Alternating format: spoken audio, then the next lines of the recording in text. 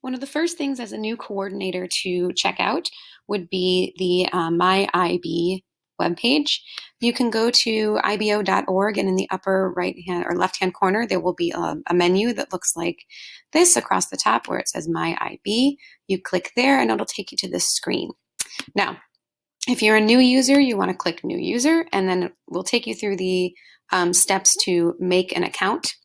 You'll also want to have all of your faculty and staff, including your administration, do this as well, because you'll need to do it not only for your authorization or your self-study in 5 years, but also to receive communications via the IB site.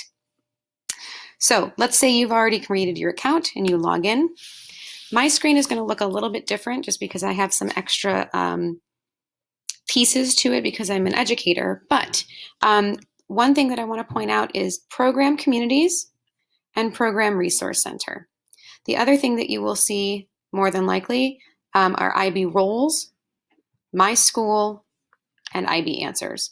So if you click into Program Communities, you're going to see forums, which is a great place to ask questions. So the Facebook group that we have for MYP coordinators and educators is great. There are also a number of resources all over the place that you can consult, but this is a really great place as well. So if you click in the middle years program area, you can see that there are already a number of different discussions that are started. Everything from how do I access IBIS to student feedback survey that someone is asking people to help with, and anything else in between. So you can go ahead and use that. You can also use the search button, search bar up here to figure that out. The other thing is, if you go back to MyIB, you also have the Program Resource Center. The Program Resource Center is going to be your favorite place to live. Essentially, it holds all of the guides that you need and guidance for your teachers. So that's the reason why it's important for all of your teachers to get accounts on MyIB as soon as possible and get them registered and up and running. So all of the subjects are here, including interdisciplinary and the MYP projects. So if you're in MYP year 3, you'll need that for the community project. If you have MYP year 5, you'll have the personal project in here. And then also you have all these different resources. So we have anything from assessment procedures here, which has information about e-assessments and the personal project, to billing information, as well as coordinators notes, which are super important. There is a link in the Padlet to the most recent one from November of 2019. The new coordinator welcome pack is also here. That's in the Padlet as well.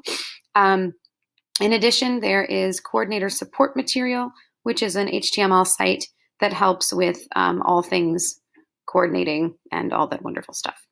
Program standards and practices are here. But you want the program standards and practices from 2020. Anything that has evaluation is over here. So if you're going through your self-study, you're going to want to use from September 2020. So if you are someone who is going to have a visit from September 2020 for evaluation purposes, not for authorization. So if you are already a school that has a program, this would be what you want to use.